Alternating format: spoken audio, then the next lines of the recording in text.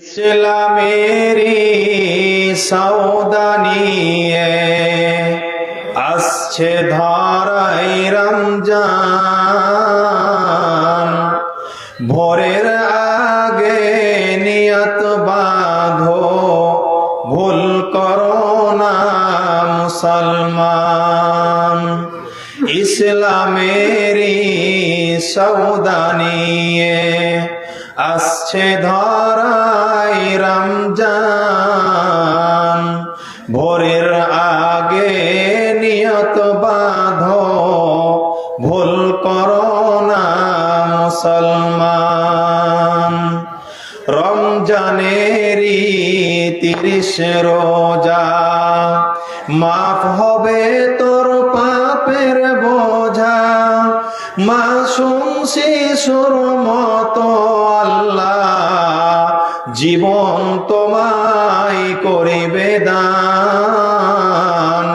দুঃখ ভার এই রাতেরই উপাসনা, আল্লাহর প্রিয় নজরানা। সেই দরেতে অপরটি হয় আল্লাহর দিদার, রোজ হাসরের প্রান্তরে। এত সুন্দর মধুর ডাকে যেজন সদাই লুকিয়ে থাকে, রোজ হাসরে কাঁদবে সেদিন, পাবে না কো আল্লাহর দান। ভোরের আগে নিয়ত বাঁধো, ভুল করো না মুসলমান। ইসলামেরি সওদা নিয়ে আসছে ধরাই রমজান। ভোরের আগে নিয়ত বাঁধো, ভুল করো না মুসলমান। মাটি বলছে, ভাইয়া আমি এমন কি তোমার ক্ষতি করেছি, আমি এমন কি তোমার পাপ করেছি যে তুমি আমার উপরে অবিরাম ভাবে কোদাল চালিয়ে যাচ্ছ? তোমার দিলে একটু মায়া হয় না, তোমার দিলে একটু দয়া হয় না? যখন এই কথা মাটি বলেছে, তখন লেবার বলছে, মাটি রে তুই একটু ধৈর্য ধর, তুই একটু সবর কর, তোর দাম বাড়বে। যখন পানি দেওয়া হয়ে গেল, কাদা করার সময় যখন লেবার লাথি মারতে লেগেছে, আচ্ছা বলেন তো, লাথি মারতে গেলে মানুষের দাম বাড়বে না কমবে? আপনি যদি আমার মুখে লাথি মেরে দেন, আমি যদি আপনার মুখে লাথি মেরে দিই, মানুষের সামনে আমাদের দাম কমবে, আমাদের দাম বাড়বে না। মানুষে বলবে, সমাজ বলবে, মৌলভী সাহেব মানুষটাকে লাথি মেরে দিয়েছে, এবং সমাজ বলবে এই লোকটা মৌলভী সাহেবকে লাথি মেরে দিয়েছে, অতএব আমাদের দুইজনের মান কমে যাবে, মান বাড়বে না। কিন্তু যখন লেবার কাদাকে লাথি মারতে লেগেছে, তখন কাদা বলছে, ভাইয়া আমি এমন কি তোমার ক্ষতি করলাম, এমন কি আমি পাপ করলাম? প্রথমে তুমি আমাকে কোদাল চালিয়েছো, এবার তুমি আমাকে লাতের উপরে লাত মেরে যাচ্ছ, আমি ব্যাপারটা বুঝতে পারি না। লেবার বলছে, কাদা রে তুই একটু সবুর কর, পানি পান করবো, আমার ভিতরে যেন মরুভূমি হয়ে আছে। যখন এই কথা বলেছে, তখন লেবার বলছে, ইটে আর একটু ধৈর্য ধারণ কর, আর একটু সবর কর, তোর দাম বাড়বে। এরপরে যখন ইটটাকে ভাটিতে ভরে দেওয়া হলো, তার পাশে কয়লাকে রাখা হলো। যখনই কয়লাকে রাখা হয়েছে, ইট ভেবে নিয়েছে যে এই এমন মালের মাল যে ও নিজেও জ্বলবে এবং অপরকেও জ্বালাবে। এরপরে যখন ইটটা পড়ে গেল, 2 নাম্বার গুলো আলাদা, 1 নাম্বার গুলো আলাদা, 3 নাম্বার গুলো আলাদা। এখন আপনাদের মসজিদের কমিটি কি করেছে? ইট কিনবার জন্য, ক্রয় করার জন্য ভাটা গিয়েছে, এই মসজিদ বানাবার জন্য। স্কুল কমিটি ইট ক্রয় করতে গিয়েছে স্কুল বানাবার জন্য। আপনি বাড়ি বানাবেন, আপনি ইট ক্রয় করতে গিয়েছেন বাড়ি বানাবার জন্য। এবার আপনি গিয়ে বলছেন, মালিক আচ্ছা বলো তো এই কোনগুলো ইট নিলে আমার বাড়িটা লাস্টিং বেশি করবে, মসজিদটা লাস্টিং বেশি করবে? তখন বলছে, এটা তো 2 নাম্বার ইট, এটা তো 3 নাম্বার ইট, এটা তো 1 নাম্বার ইট, তুমি এই 1 নাম্বার ইটটা নাও, তোমার ইটটা লাস্টিং বেশি করবে। তখন ওই কমিটি কি করেছে, ওই ইটটাকে হাতে নিয়ে বলছে, আমি এই মালটাকে নিব, আচ্ছা বলো তো এর দাম কত হবে? না তো 12,000 টাকা হাজার। যখন এই কথা বলা, তখন 1 নাম্বার ইট বলছে, ভাইয়া আজ আজ আমার দাম এমনিতেই বাড়েনি, আজ আমার দাম এমনিতে বাড়েনি। প্রথমে কোদাল খেয়েছি, লাথি খেয়েছি, ভাটাতে পড়েছি, রোদে শুকিয়েছি, আমাকে পানি পান করতে দেয়নি, এই জন্যই আমার এত দাম বেড়েছে। আল্লাহ রাব্বুল আলামিন বলছেন, আমি তোমাদেরকে রমজান মাস দিয়েছি মুত্তাকিন বানাবার জন্য। তবে তোমরা শোনো, আমি তোমাদেরকে মুত্তাকিন কেমন করে বানাবো? সকাল থেকে নিয়ে সন্ধ্যা পর্যন্ত না খেয়ে থাকতে হবে। তুমি বলবে আল্লাহ রাব্বুল আলামিন এক গ্লাস পানি পান করতে পারি, আল্লাহ তাআলা বলছেন না, পানি পান করতে পারবে না। আপনাকে খিদা লেগেছে, আল্লাহ তাআলাকে বলছেন একটু খানা খেতে পারি, আল্লাহ তাআলা বলছেন না, খেতে পাবি না। একটু গালি দিতে পারি, না গালি দিতে পাবি না। গুজব করতে পারি, না গুজব করতে পাবি না। যেটাকে শরীয়তের ভাষাতে বলা হয়, যতগুলো দুনিয়াতে অশ্লীল কাজ কর্ম রয়েছে সবগুলো থেকে তোমাকে বিরত থাকতে হবে। অতএব আল্লাহ রাব্বুল আলামিন আপনাকে আমাকে ফজর থেকে নিয়ে মাগরিব পর্যন্ত, সকাল থেকে নিয়ে সন্ধ্যা পর্যন্ত না খেয়ে থাকাচ্ছেন এই জন্যই যে তোমার মুত্তাকিন বানাবো আমি তোমাকে আমি খেতে দেব না, পান করতে দেব না। এই জন্যই আল্লাহ রাব্বুল আলামিন আমাদেরকে সকাল থেকে নিয়ে সন্ধ্যা পর্যন্ত মুত্তাকিন বানাবার জন্য না খেয়ে থাকাচ্ছেন, কিছুই পান করতে দিচ্ছেন না। শুধু তাই নয়, আল্লাহ রাব্বুল আলামিন বলছেন, নবীজি বলছেন, কুল্লু আমাল ইবনি আদম ইউযাআফুল হাসানাতু বিআশরি আমসালিহা ইলা 700 যিফিন। বনি আদমের যতগুলো নেক আমল রয়েছে সমস্ত নেক আমল 10 গুণ থেকে 70 গুণ বাড়িয়ে দেওয়া হয়। কিন্তু পৃথিবীতে এমন একটা আমল আছে যে আমলটা বাড়ানো হয় না। আল্লাহ তাআলা বলছেন, আমি নিজে তার প্রতিদান দিয়ে থাকি, ওয়া আনা আজজি বিহি, আমি নিজে তার প্রতিদান দিয়ে থাকি। তার মানে আপনি নামাজ পড়েছেন, আল্লাহ রাব্বুল আলামিন ফেরেশতাকে হুকুম দিলেন, যাও তুমি নামাজ, আমার বান্দা নামাজ পড়েছে, যাও তুমি তাকে নেকি লিখে দাও। আপনি কাউকে সাহায্য করেছেন, আল্লাহ তাআলা বললেন, যাও সেই বান্দাকে তুমি নেকি লিখে দাও। আপনি হজ করেছেন, আল্লাহ তাআলা বললেন, যাও তুমি তাকে নেকি লিখে দাও। কিন্তু ফেরেশতা যদি বলে, হে রব্বুল আলামিন, তোমার অমুক বান্দা রোজা রেখেছে, সিয়াম পালন করেছে, আমি কি গিয়ে নেকি লিখে দিব? আল্লাহ তাআলা বলছেন, না না না, তুমি নেকি লিখতে পাবে না।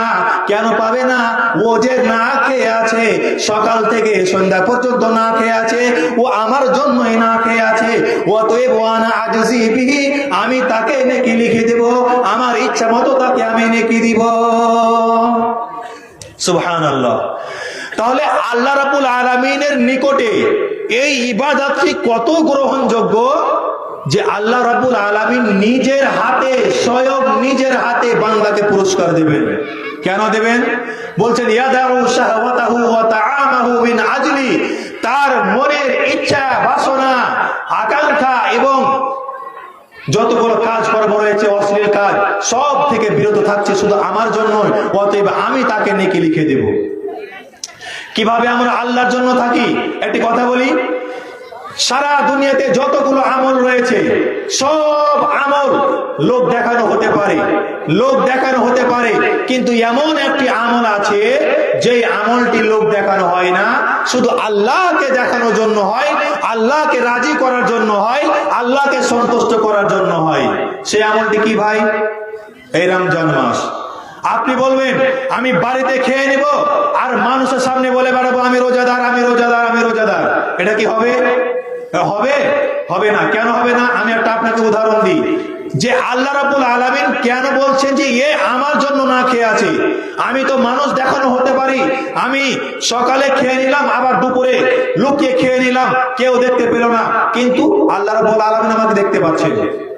আপনার বাড়িতে আপনার স্ত্রী হোক, আপনার ছেলে হোক, আপনার মেয়ে হোক, আল্লাহ রাব্বুল আলামিন তাকে অসুস্থতে ফেলে রেখেছেন। চাঁচল গেলেন, ডাক্তার লিখে দিল এই ওষুধটা চাঁচলে পাওয়া যাবে না, শামসিতে পাওয়া যাবে না, মালদা চলে যান। আপনি রোজা অবস্থায় না খেয়ে এক গ্লাস পানি পান করতে পাবেন না, এক মোট ভাত খেতে পাবেন না। আপনি বাস ধরে চলে গেলেন মালদা শুধু ওষুধটাকে কেনার জন্য।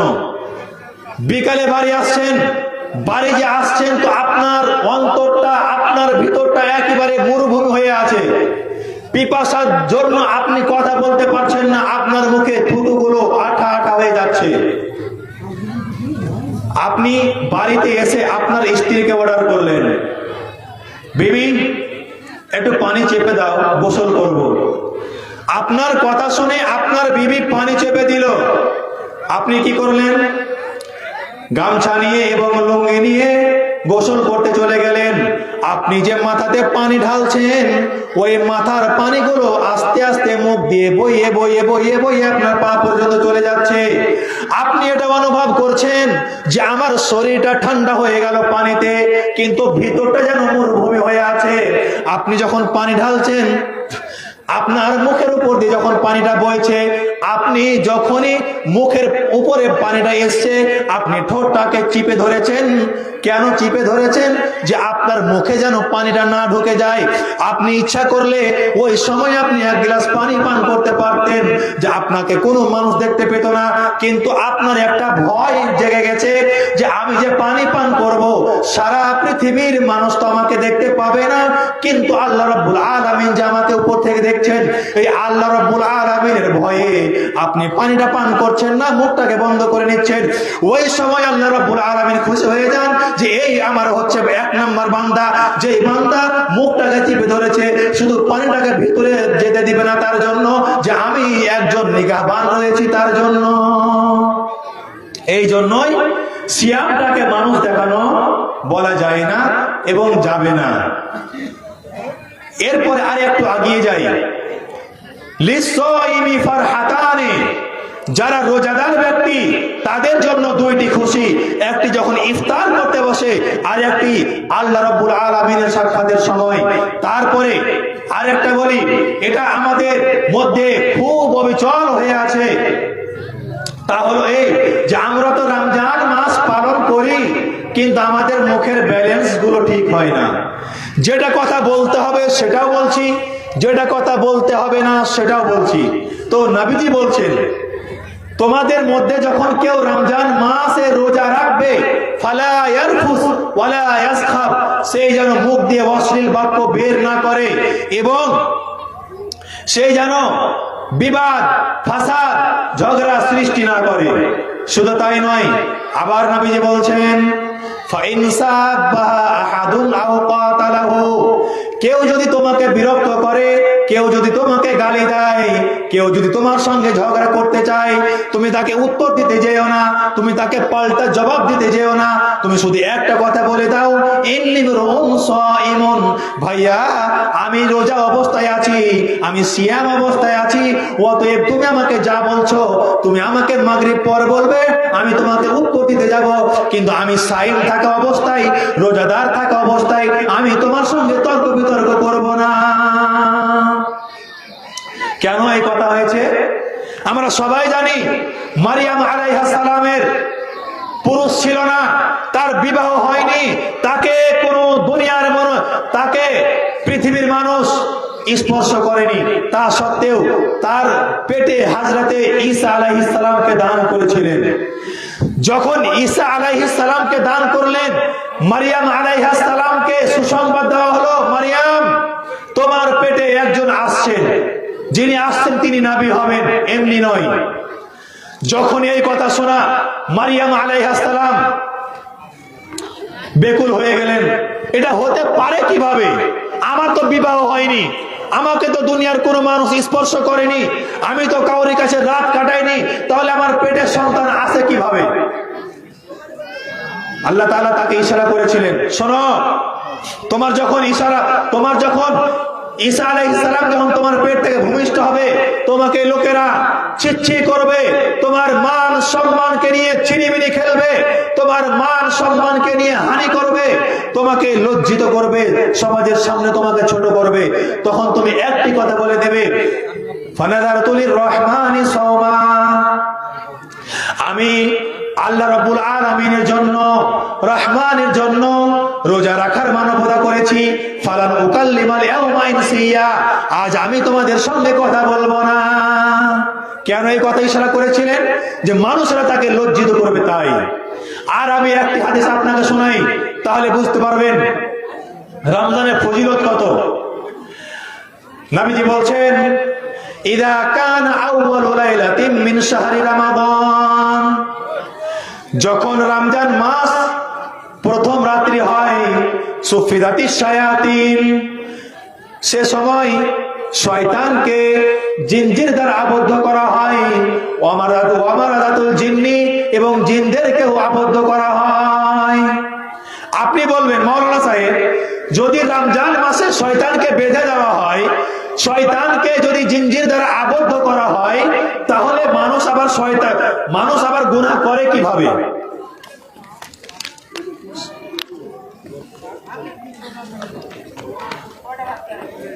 তো মানুষ গুনাহ কি করে কিভাবে? এটা আমাদের মাথায় প্রশ্ন জাগছে না জাগে না? জাগছে। যে শয়তানকে বেঁধে দেওয়ার পরও মানুষ গুনাহের কাজ করে কেন? আমি আপনাকে একটা উদাহরণ দিই, এবং মুফাসসিরগণ এইভাবে এই হাদিসটাকে বুঝিয়েছেন। তা হলো এই, আমরা যখন সাইকেল চালাই, সাইকেল চালাতে গেলে আমরা 5 পেডেল, 10 পেডেল, 15 পেডেল একসঙ্গে মেরে দিই, মারি না? মারি। ওই 15 পেডেল মারার পরে যদি আপনি পেডেল থামিয়ে দেন, তো পেডেল থামার সঙ্গে সঙ্গে কি আপনার সাইকেলটা থেমে যায়? থামে না?